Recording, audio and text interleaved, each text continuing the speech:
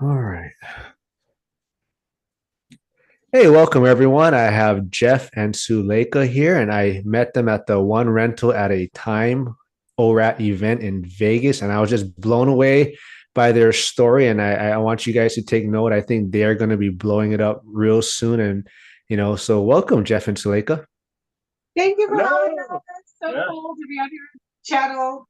Yes, Yeah. we watched you and just enjoy your content. We're excited to be here. Yeah, I'm glad to have you guys on. I think people are going to be amazed at your guys' story and what you're doing. And why don't you fill my audience in a little bit about what your portfolio looks like and kind of how you got on this journey? Okay. Oh, you go. So, uh, basically, high level, we started 2017, house hacked our way to financial freedom to leave our W-2s in 2023.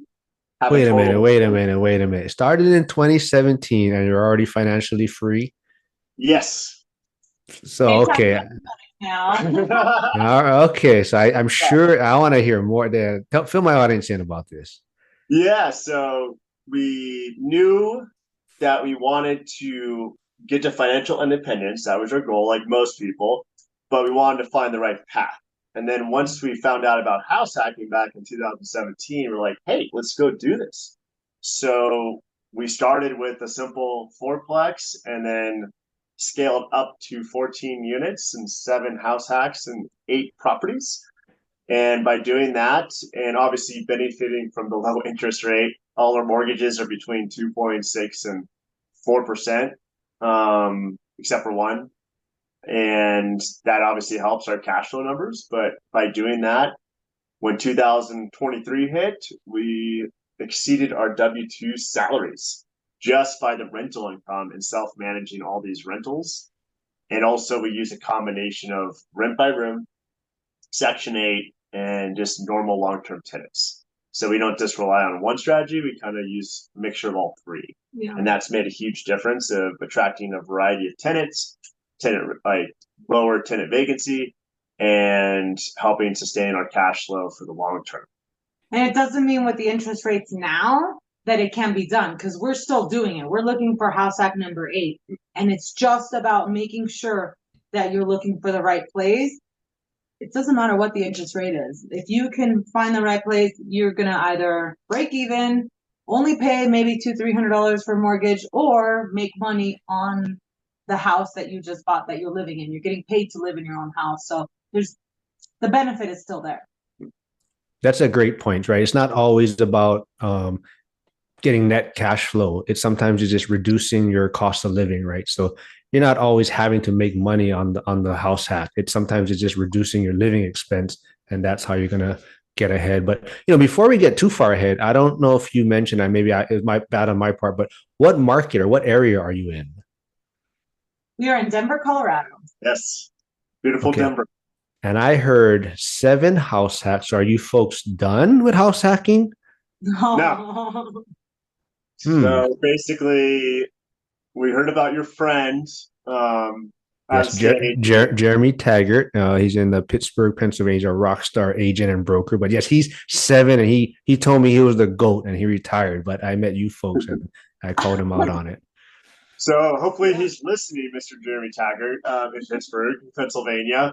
We have equaled you, and we will exceed you. Oh, geez. But not so much for ego or anything like that. It's just because we enjoy it, and we like kind of now at the point, because we've done every form of house hacking, from living in basements, living upstairs and bedrooms, and smallest room, the largest room, units, every which way. So we've been super flexible the last 7 years, and we want to kind of go to more the upgraded house hack. So instead of living with roommates, we'll find a little carriage house in the back and live in that.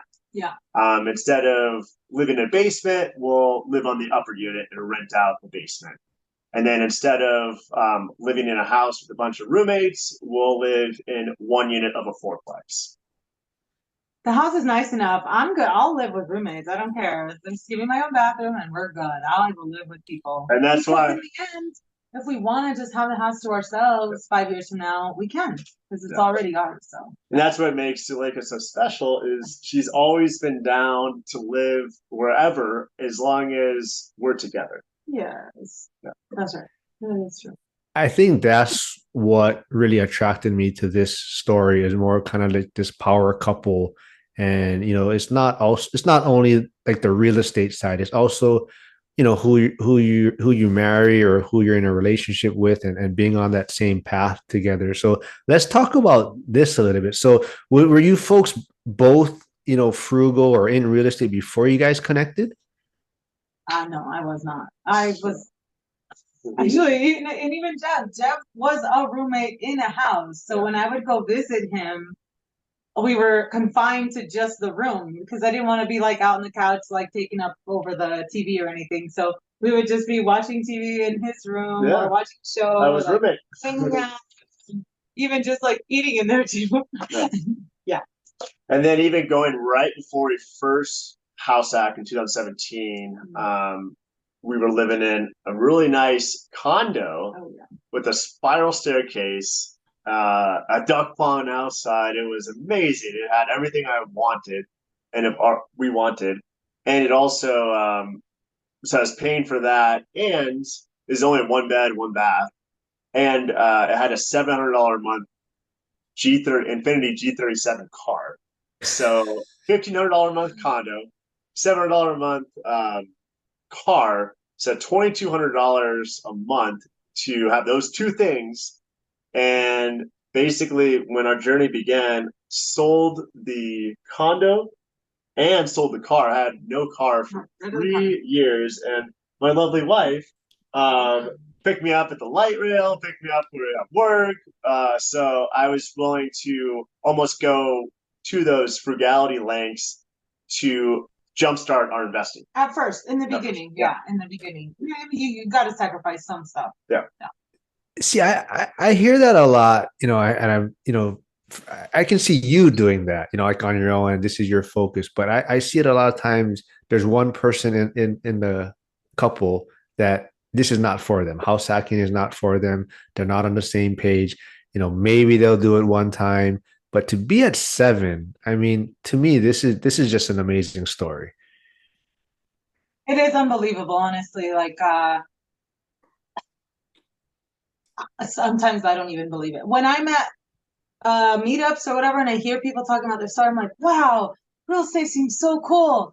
Because I forget that we're even in it, we're already doing it. But I'm like, oh, that seems so cool. Like it would be so cool to be able to be a landlord or something. And yeah, it is our reality and everything. But there Yeah, has to, like, sorry, but how did he convince, or I don't know if he had to convince you, but how did he get you on this page, I guess? Because like it seems like real estate, like you said, real estate wasn't in your background. Like, how did he put this concept into your head? I don't think he even had to. He was like, I've always, he's in my mind, he's super intelligent, right? That's why I married him. But when he said, "Hey, babe, I read this paragraph on this book, and it just really got me thinking." And then he pitched the idea, like, what if we go and live in a fourplex? We rent out all the other units and it pays kind of like for our unit and we don't have to pay that much. And then we just like keep doing that. And I was like, dude, heck yeah, let's do that. That's awesome. I never saw it as like, we'll retire eventually. I just saw it like, yeah, sure. Like I'll go wherever you go. He could have been a co-leader. I would have followed him. So maybe it's my own ignorance too that I was like, yeah, sure. But it really got me to a cool place. So it's a blessing. You'd come with me if I was co-leader too. And just imagine that this relationship almost never happened, right? You told me this story about how you guys met and how, I don't know if avoiding him for 6 months is the right way to put it, but he messaged you and you weren't even aware of it. Right, right. So back in the day with the Blackberries, mine was kind of messed up. He had sent me a message asking me if I wanted to go for a walk and have lemonade. What a sweet guy, right? Um, I didn't. I didn't see the message until 6 months later. My BlackBerry went crazy and it started scrolling backwards.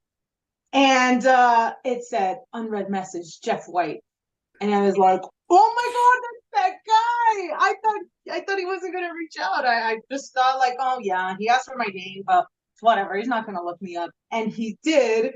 And I had that message and it just sat in there. And I guess that goes to show how terrible I am at social media because I didn't jump on enough to even see that this guy had messaged me. And I had looked him up. I had his picture on, I had his picture phone. And I was like, oh, it's that guy I met. Gosh, he's so cute. Like, this would be totally my type of guy. Sometimes I'd fall asleep with this picture right next to me on my phone. This is going to be out there, right? For people to watch now, it's going to be out there for the world to see. And you, Yeah. Truth will set you free. Yeah. When I saw that message, though, I did not hesitate for a second. Of course, I thought, oh, yeah, he probably already found somebody and whatever. But I was like, well, he reached out. I'm going to reach back out. I didn't mean to ghost him at all whatsoever. I was literally just like, that sucks that it never worked out. But his message was in there the whole time. It just didn't happen. But yeah, once I reached out that weekend, right, we hung out. Yes, that's where it began. Yeah, that's where it began. And we never stopped hanging out ever since. And 12 years later, here we are. yeah. that's awesome. Yeah, when you told me that just blew me away. I was amazed by that story. Oh, yeah, I never thought you'd have like a cool how'd you meet your husband story. I never even thought I'd ever be married, so this is amazing. Yeah. And as a couple, like we've never had like matching shirts or anything. Literally, I was like, Jeff, we're gonna be on the financial firefighters thing, and we don't even have like matching shirts or something cool. So we wore lumberjack shirts because lumberjack he gave us shirts our first matching set ever. Yeah. And here we are. Here we are. Yeah, so if anyone doesn't know who that is, Lumberjack Landlord, he also has a YouTube channel. He has amazing content out there, kind of if you're really into like self-managing and building your portfolio that way, but go check him out. But before we get into that social media side, I want to kind of touch a little bit more still yet on the house hacking and maybe what struggles have you encountered during the house hacking maybe? As a couple or like separate? Well, like maybe like someone like a new investor that's looking to go down that path to house hacking. Like, what advice could you give them maybe to prepare for or to watch out for? I would say definitely downsize. Downsize is liberating. Even if you're not going to house hack, if you can get one thing out, just downsize. It's liberating. It's amazing. Get it down to the things that really matter to you. And if something really matters to you and it's bulky, it's like this huge china cabinet or something, take a picture of it, keep it on your phone. And that's how you can see it always without having to haul it around, I would say. And for me, I would say do really good due diligence. So in our first one, we kind of just relied on the information provided from our realtor. And as a realtor, it kind of makes me a little upset because a lot of our problems we experienced in that first one, eviction the first week, 2 dumpsters full of stuff we had to get rid of, infestation of cockroach, like all this stuff could have been avoided. So we were started off on a better foot. And then, so due diligence, what I mean by that is get all the leases, get all the facts on the property you're moving into, do a really good inspection, sewer scope, radon test, so you know everything that's going on with the house. Because unless your background's construction, you're not going to know that stuff. And then number 2, the other big thing is just be prepared that real estate investing, specifically house hacking, is a nice, slow, and steady approach, but you will hit your goal number, whatever that is. It's just be patient. Like, don't try to say, oh, I'm a house hack this and then start a flipping business here, wholesale business here, try to do 10 things at once. Just focus in on your day job. Just approach it with the mentality of like, hey, the next 5 to 10 years of my life, I'm going to go all in on this house hack journey, focus on my job, and just acquire properties very slow and steady, very similar to what Zuber recommends, one rental at a time, but using house hacking and your flexibility to acquire multiple future rental properties, slow and steady, and you don't have to quit your day job. If anything, keep your day job as long as you can, because that will help qualify you for each of these properties until you reach a point where you don't need the day job to qualify. And then that point, you can make that choice. That's great information. I think you touched on it a little bit too. So you are a real estate agent also, correct? Yes. So I specialize in investors in Denver, Colorado, trying to house hack or just buy straight investment properties. And I love it because I love to share our journey with them and somehow be a small piece of their journey any way I can help them, whether it's finding them a house hack or just consulting them through what is Section 8, how to maximize your rents, how to optimize your portfolio with tenant screening, because that's my favorite piece of the investing process. It's such an important piece, and it gets overlooked. And even the people we pounded in their heads to do good screening, thorough screening, have had some situations. So that is something that, yeah. Oh, part three. For new investors, don't rush the tenant screening process. That's the most important part, because if you have good tenants, your life as a landlord is way easier, especially if you're living next to them as a house hacker. Usually when people make mistakes or become frustrated with their tenants is usually because they rush that decision-making process, place a tenant because, oh, my mortgage is coming up on March 1st. I need to find someone. So they just fill the vacancy as quickly as possible. And they might take a couple shortcuts and not take their time with screening. So that's probably the most important thing I could tell any first-time investors out there is slow it down. Whatever you think it is, go slower than that, and make sure my first point, due diligence, do all the research, get all that information, so you attract the highest quality tenants, because that's usually a difference between a successful investor and then one that ends up selling everything. So do most people that reach out to you, they already come to you with the house hacking mindset, or do they come to you as just an investor and you maybe try to push them down the path that house hacking might be a great option for them? Yeah, so locally we host meetups here, so we get a mixture of people that are just curious, like, oh, I want to see what this is about, like what's house hacking or what's investing in Denver, and then some people have no idea what it is. So like, oh, I never even thought I could buy a fourplex and live in one unit. Like us, when we first started, we didn't know that existed. Yeah, and we've had actually too our own tenants that are like, wait, you guys are so young, you guys are landlords? Like, okay, that's kind of cool. How are you guys doing this? And you're living in the house that I'm renting a room from? Wait, how does this work? So if they talk to us, like, I don't try to, we're very private with our stuff, but if they ask us, then yeah, I tell them. I'm like, oh yeah, well, we started off house hacking, like, in a year from now, if you're still a tenant, we won't be here anymore. We'll be at our next house. And several of our tenants that have good credit scores, they're young, they're ready to do something, they've started. And one of them is on his second house hack. Another girl's on her second house hack.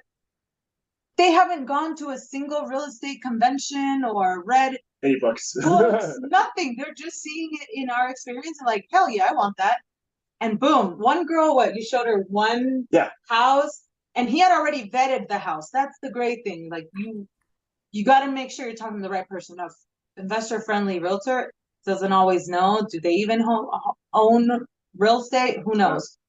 But in this case, and she took it.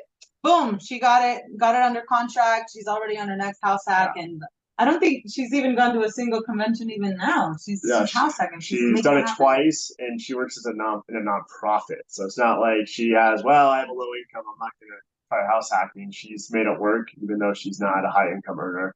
And she's willing to live with roommates, live in areas that, going back to what we talked about, people that want to live in those A+ areas next to all the cool restaurants and bars and things to do.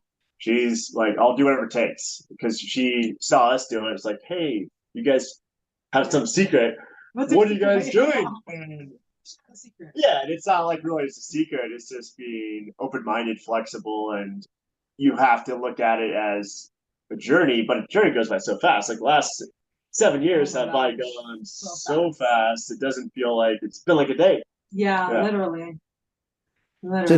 So you often hear like you can't, like lead a horse to water. And a lot of times you talk to people about house hacking, and a lot of times there's pushback, like, oh, I don't want to have roommates, or I don't want to share walls. So do you like try to maybe convince them, like, you want to look into house hack a little further, or do you kind of say, hey, you leave it as is and let them go their way, and then if they come back and return, ask you more questions? So how do you approach that? Um, by the second house hack, I was so excited about it that I was like the Jehovah's Witness of house hacking. Like I would tell everybody, anybody, like I'd want to go knock on the door. If you have any extra rooms, you can house hack this, blah, blah. But yes, so many people are like, no, we're gonna buy a new house? Like, why would we want strangers living in our house? So I just shut my little beak about it. I stopped telling people, and I told Jeff, you know what? Whoever wants to know will ask us.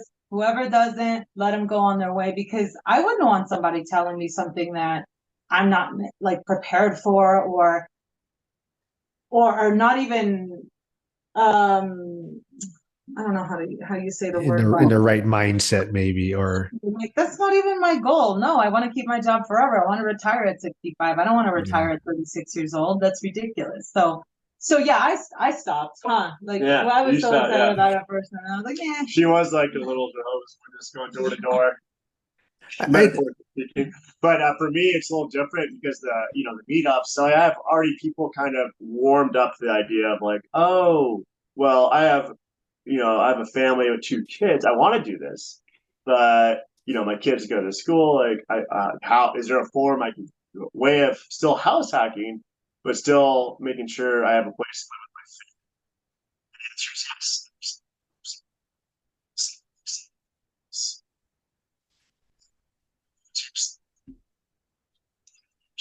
yes. Okay. Okay. So yeah, Yeah. anybody can pretty much house hack. If nothing can stop them really except themselves. That's all. Yeah. So Yeah, I love that. I think you guys have great chemistry, and I mean, as far as you folks, though, do you guys feel like you guys, I mean, as a team, like, do you guys have separate strengths? Like, how do you guys approach this? Yes. So my strength is all about analyzing the deal, doing the back end numbers, calculating deal no deal, and then optimizing it with the cash flow and making sure the deal makes sense on the front end and also the back end. And also, I like the other piece is the underwriting or the screening, the tenant screening. That's my favorite part. And then Suleyka is more of the operations side, I would say, is your strength. yeah, I'm a little more rough around the edges, so I don't get too much in the details of like the numbers and whatnot. I like to go and do yard work, and I like to be the one, if somebody's taking advantage of Jeff, or like not, bothering other tenants or whatever, which doesn't really happen. But if it does, yeah, I am definitely the bad cop, and I'm not afraid to go and talk to somebody. I will make sure that they know it's not acceptable. And then So also, it sounded like you had the packing down to a system too. yes, that's also like that. Yeah. Yeah. My goal was to impress Jeff, so I would try to pack up our whole room, get it into the next house before he's off work. Like that was for me like such a winning thing, and so I got it down to almost a science now, and with everything we've like downgraded on. Yeah, I would do that. So I think maybe in the future I'll probably make like a video of like some of my packing hacks or tips and tricks on packing and getting things unpacked. It wasn't until recently, actually, at the conference where I learned that you could hire packers. and they'll like pack and unpack for you. I was like, oh, okay. Maybe in the future I'll try it out, but for now, I'm good. It gives me a sense of purpose. Yeah, she loves to. She likes to pack it all away and organize it just the right way, and that's. See, I don't mind moving the boxes. I just don't like putting things in the boxes. So it works out. Our strengths and weaknesses complement each other very well, and I think that's why when we work together, it's like such a good union. Every which way. Every which way. Well, let's stay right there. You kind of touched on it a little bit, like about going to the conference. I touched on it on my recap on about the event, and I noticed a lot of people, walking around networking because they knew that the speakers are going to be recorded and we were going to get it later. But I saw you folks in the front row basically the whole time. I'm not, I think, taking notes, but you guys are in the front row, taking everything in. So what was your kind of maybe thought process going into the event? Like that was your plan to kind of get in the front and just kind of take as much notes as you could? Yeah. Yes. We were so excited. It was like the Hollywood of real estate. So definitely. I was aiming for the front row. And not just because I lost my glasses on the airplane, so I wouldn't have been able to see squat.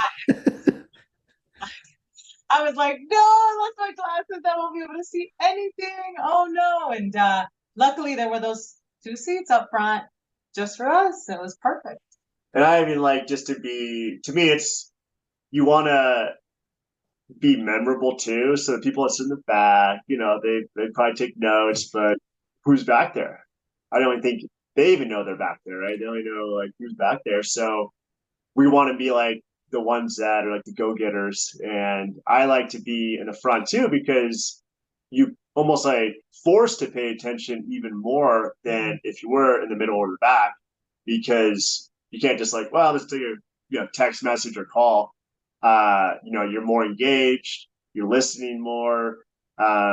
You're the first one that gets to ask questions. You're right next to the microphone. So if you have a question, you're front of the line. And also I type all my notes because my handwriting's not the best. So I basically, because I'm paying attention more, I get better notes as well and I retain it more. So it's like a win-win-win for all of us. And, for her, she can't see.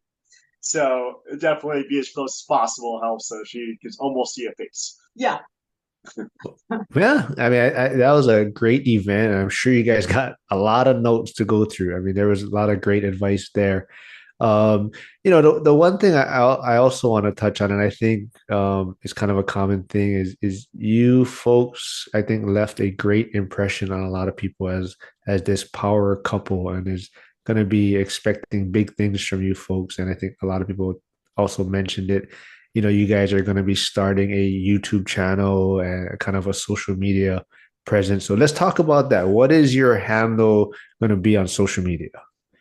That's so cool. Yeah. We were so that oh my gosh, that anybody even talked to. We were just happy if we could just see like Dion or leave a comment in the comments. And then they talked to us and we're like, what? Yeah, they remembered my name. Yeah. Oh, we were joking around that like Jeff goes, wow, they know my name. Some of my best friends don't even know my name. Like that's how juiced we were about it. And in Vegas you usually go and you get drunk and you get like totally smashed. Well, I felt like I was drunk from the event. Like I was in a whole other world, in a whole other space. And sometimes when I'd go ask a question, I'd be so nervous. And then I'd sit down and Jeff would be like, good job, babe. And I'd be like, I blacked out. I don't even know what I said. Like it was just such a special moment. And I don't mean drunk as an actual drunk, but like in my mind and then like how I felt, it was a completely different feeling, completely life-changing. I'll never forget this event that just happened. That's so funny you mentioned that because I interviewed someone else that was at the event before you folks, and like I thought she was drunk the entire weekend, but she said she didn't have a sip of alcohol, and it was kind of to your point. Like there was just so much energy there. People were just having a great time, and And she didn't drink, but like I said, I thought she was drinking the whole weekend and she was just having a blast. But same thing to your point. I think that's how a lot of people felt, like they were just having a wonderful time. And another thing you touched on, like you're saying, oh, they remembered or they knew your name, and some of your friends don't even know your name. Is one of my Yeah. Yeah, one of my friends, he posted something on X.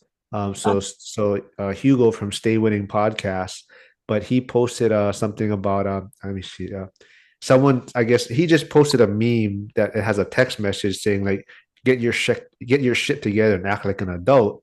And the text message reply was, I think you have the wrong number, but you're right. And his thing was, strangers even support you more than your friends and family. And that's weird. And like I said, this community, it's yeah, they're so much more supportive, I think, than even some of my friends that I've known for 30 years, right? And I Gosh, think yeah. that's what it's all about. Yes, you're so right. It was so supportive. Like we could not believe it. And you know what, Mark, uh, I know like men, you, Dion, you guys don't care much about looks and stuff. Um, like women do, sometimes we're like, oh my God, we gotta get the good lighting. You guys all have your channels, you talk to people, and you look great on video, but honestly, you guys all look better in person, and not because aesthetics, but because of your personality in person. Like on your videos, you guys are like great people. In person, you guys are freaking even better. You're so nice. You're so personable, and it just made me think of this time. And this is a weird story. Like I was able to meet my favorite reggae band, right? That's huge. But then to make matters even better, they were in my car at one point. I was like, they're in my car? Like they what? This is so crazy. I was like so stoked. I went and bought beers. I was like, I want to like show them around Denver and like show them the best time ever. And like this is my favorite band. I mean, they sell out Red Rocks and like they're out in Hawaii. So it was just crazy. But you know what? When I met them, snooze fest. They sucked. And Jeff was like, "Oh, you're so lucky you got to hang out with them." I was like, "They're better on the music videos. They're better online than they are in person. They suck in person." I I still mean, listen to songs, of course, because I love reggae music, but they're they suck. probably high. They're probably high. That's why. I don't know. You guys are boring. Like they were. Maybe my personality. Did you ask him to sing your songs? No, I didn't ask him to sing a song or anything. I was so excited. I wanted to like Lock the make it doors. fun. I didn't lock them in my car or like kidnap them or anything, but they sucked in person. All of you guys, you, Zuber, Dion, Lumberjack, Millennial, Mike, like, I mean, he's definitely better looking in person.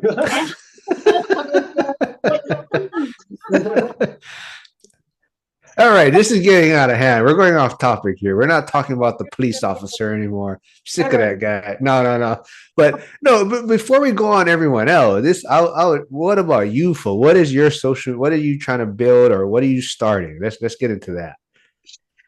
I really want to concise it, shorten the learning curve for people going into house hacking, really. Anywhere in the world or even here in Denver, I want to shorten that learning curve because some of the things we went through sucked and we didn't have anybody to look up to because we didn't know anybody else was house hacking. No. And then for my side of it, I see it more as educational. So to help that first timer that's like, hey, how do I tenant screen? Like what are like the steps? It would answer 99% of their questions. And that's I want like a little like a cheat sheet for them to get started right away and just get them to step 5 instead of having to ever start on step 1. They're already on step 5, and that's where I see the channel going to. Wait, but you guys haven't even said the name, I believe. Did you? Have you guys said Oh, so I don't know if I told you folks, but if you guys don't say it, I'm gonna steal it. Because when I heard it, I was like, oh, I like this name. And then you told me I think you started. It's like, damn. So tell everyone your guys' name. you know what? You were the first one I told that to, too, by the way. And I was gonna steal it until you told me that you're gonna start. I was like, oh, I like that. At like 2 in the morning. Yeah, she's working on it. I'm so juiced up by it. I like could not sleep, and by the next day when I talked to you, I was like, guess what? I put it on and like made it. And you were like one of the first ones to like congratulate me and all that stuff. So thank you so much. But it is called PTO for life, and PTO meaning paid time off for life, which is what we are able to achieve. It's not something we're on our way to. We already did it, and that's why we want to shorten the learning curve for people, inspiring them to want to do it too, and not have to go through the crappy situations that we did. And so yeah, it's called PTO for life. Yeah. And it's very, very, very new in its infancy. I'm still learning how to even push buttons and like and comment and all that stuff. But I took the leap of faith, and little by little, we'll see where it gets there. If it can help people, and it's worth every single piece of effort. We just want to help that one person out there that might be going through some struggles, and we want to just shorten that learning curve, like you said, and just provide really good educational content as well, just to make it a very useful and engaging channel. But yeah, our goals aren't lofty, like, oh, we want 1 million subscribers and monetize it, this and that. I mean, that would be awesome, but that's not our goal. It's just very low key. Yeah. I want to help you monetize it. That'd be great. I want to be able to support in any way that I can as possible, and get you up there. I do want to see you on that stage. I do want you. I mean, I see your content. I'm like, wow, this guy's incredible. You're putting out so much stuff, and it's so helpful. The people that you're interviewing are so helpful. So let me just throw this out there though. So the monetization though is also because if it's get monetized, you'll actually reach more people, right?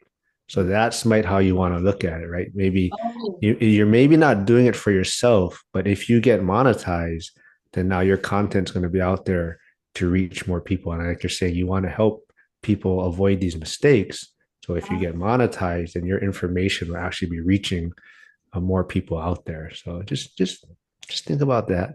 Yes, but I guess I didn't even know that. I have a list of definitions that I have to look up to even know. Like it would say, you got to make sure your thumbnail looks like la la la. And I was like, what the heck's a thumbnail? So I had to go. It's like learning English all over again. I have to like look up these definitions because I don't know. So I guess maybe my definition monetized. Thank you for clearing that up. I didn't know that that's what it was. So good to know. Now we know. Yeah, I mean, like I said, that's a maybe it's a goal for yourself, but at the same time, it's just going to help more people out there, right? So if you get to that point, but definitely, reach out to Sierra from Homes and Hustle. She can help you with the social media side, and she gets on my case because at one point I wasn't doing thumbnails because I was getting lazy. I was just like, I'm just gonna do videos, put it out there, and she's like, she got on my case and said, hey, you're not doing thumbnails anymore. All right, so yeah, it's fun though. But let's go back. Sorry, we're getting off topic again. But so PTO though. Wait, what is that? I said that's so good though that you had her on your side of the ring. On your side, letting you know, like, hey man, you should do this. That's gonna help, and it really, it's so great. Sierra, she is awesome, and she was like, oh, you're doing this, boom, subscribe, already follow. And I was like, yeah, but I don't even have anything. She goes, no, too late, I already followed. Oh my God. What an amazing girl, really. Awesome. That was so nice. So Homes and Hustle, we subscribe as well. Like and subscribe. Yeah, Sierra's amazing. That's like my sister, my younger, taller sister. But PTO, let's go back to that PTO. So why PTO though? What is the whole paid time off about? Well, it was born right before Jeff, a couple months before Jeff retired. But even then it was brewing because when we'd want to take a trip, when we would want to go do this, visit family, whatever, what do you got to do when you're working? Oh, let me see how much PTO I have, or no, can't do this, not enough PTO, or I ran out, I have to wait till next year.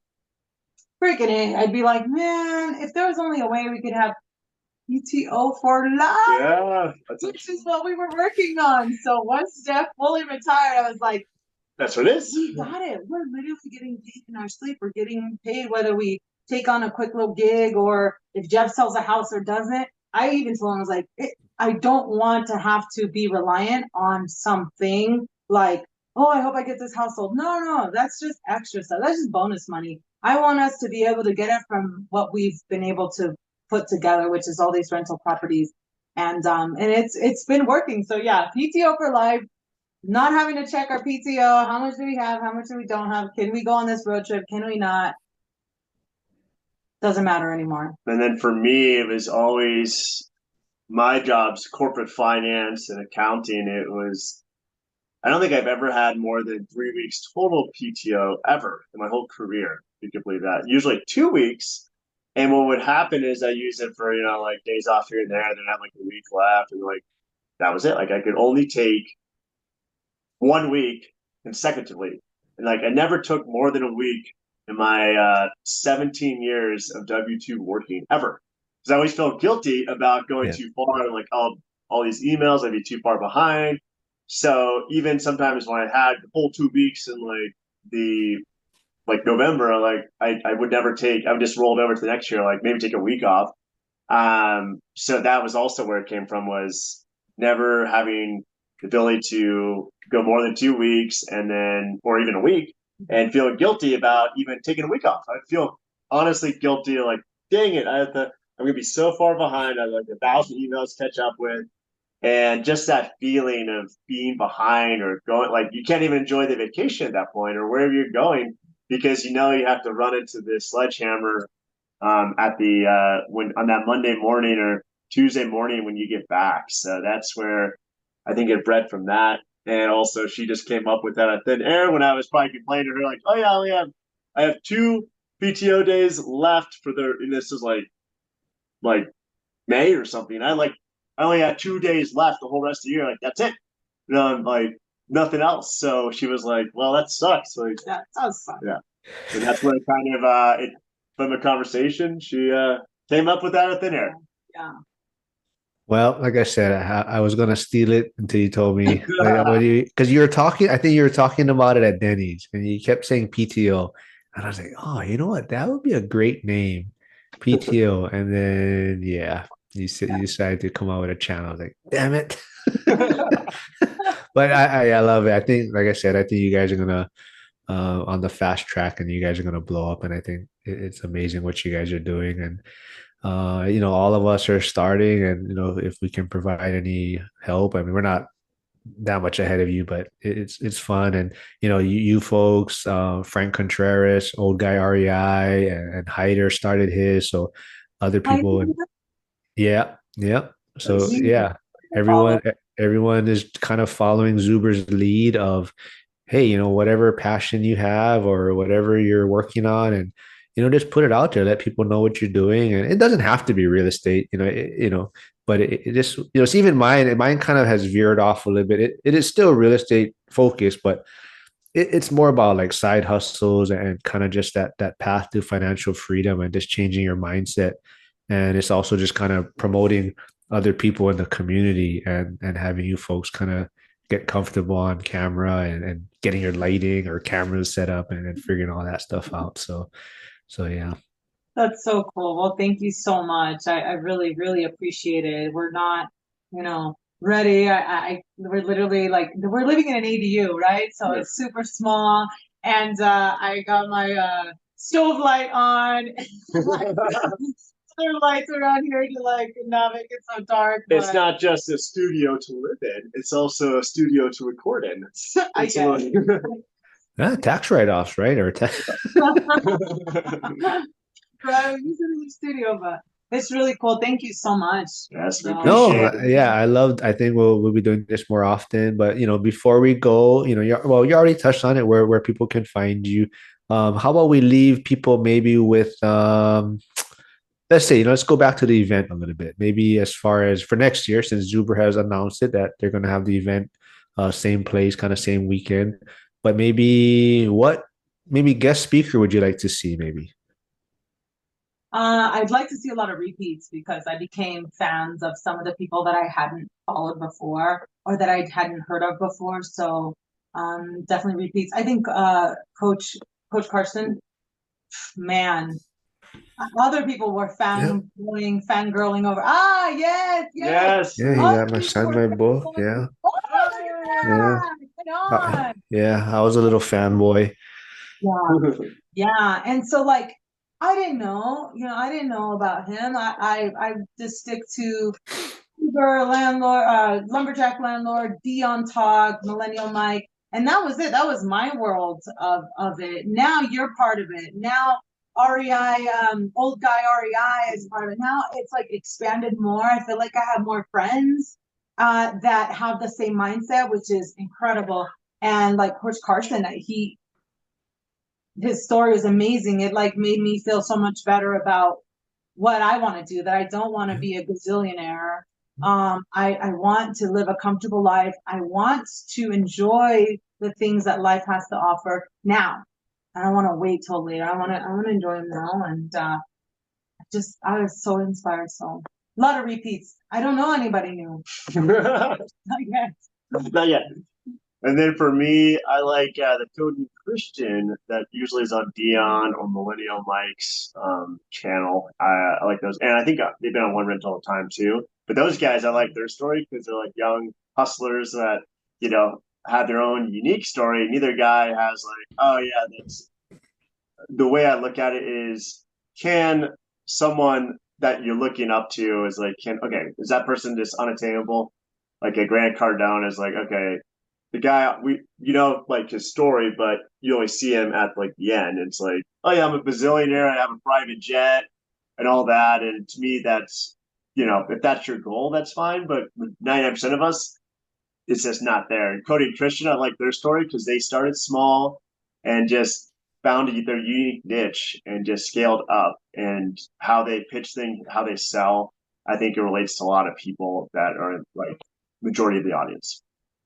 Yeah, those, Cody and Christian was my suggestion in the comments on my recap video. Those were, I actually got to meet Cody when he was in Hawaii. His girlfriend is actually from Hawaii, so when he was here, I had coffee with him, and yeah, super super down to earth person.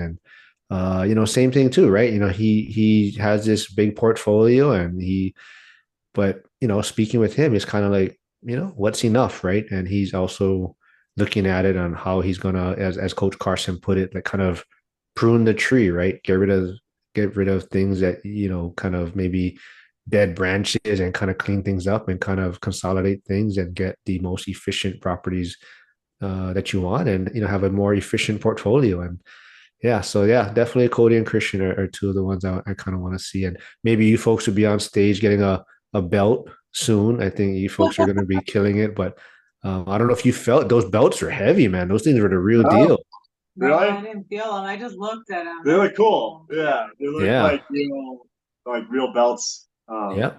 Yeah, you got to carry one or try it. Somebody just told me to hold it because they're like, "Hey, try feel this," and then I picked it up and I was like, "Oh shit, yeah, this is a real belt." Like I thought it was just like some toy. Yeah, it was the real deal, man. It was heavy. That was really cool that he chose that. How unique is that? Like I grew up watching WWF and WCW, so like for me, I was like, "Wow, this is so Get their freaking own cool!" championship They get belts. their own lumberjacks on the chair. It's just like so. Oh, wait. So now, before we wrap this up, now I want to know, who is your favorite wrestler then of all time? This is going Oh, off topic. The Rock. Oh, I don't even. Yeah, Oh, you're living. Because wait, how old are you again? I'm 36. Oh, you're not okay. Yeah. I Oh guess yeah. so. We didn't have cable back then. It was like that one channel. I would watch it with my brothers. So of course we'd have backyard wrestling and the whole thing. The Rock. I had a 6-foot poster of him in my room as a little kid, and Next to that Britney. is next to Britney Spears. Of course. Yeah, he was like, yeah, it was massive, and yeah, he's my always The Rock. What about you? I was always a big fan of Stone Cold, but Yeah, I yeah. liked The Rock was number one, then Stone Cold, and then I liked Kane too. King, Yeah, yeah, yeah. Yeah, yeah. you guys are a little bit young, but that was kind of, yeah. That was a great time for wrestling. So you guys are a little bit younger. I'm Who did more of you like? that. My favorite of all time is Bret the Hitman Hart. Oh, That's okay, you yeah, going to early 90s. yeah. That's my favorite wrestler. Yes. Sweet. Yeah, I love it. When I was young and I'd watch scary movies, the thing that would help me kind of like get through it, I'd be like, oh, if The Rock was here, he'd just like choke slam him. Then it would like make the scariness go away, you know, the Michael Myers or whatever, like, nah, the Rock would take him for sure. And so it just gave me peace of mind. That's a good way of approaching it. Well, Yeah. I love it. Thank you guys for coming on. And I keep telling everyone, I think you guys are going to be blowing up pretty soon. And Oh, check out your guys' channel and support you folks. But yeah, you guys are doing amazing things. Thank you. We're thank you. doing our best and we'll get our stuff up there too. It's just all a matter of I'm learning as I'm doing all at the same time. Yeah. Yeah. Well, yeah. Thank So we'll do this again. And thanks for coming on. Thank you Thank so you much. for having us. We Appreciate appreciate it. it so Bye. much. Bye. Bye.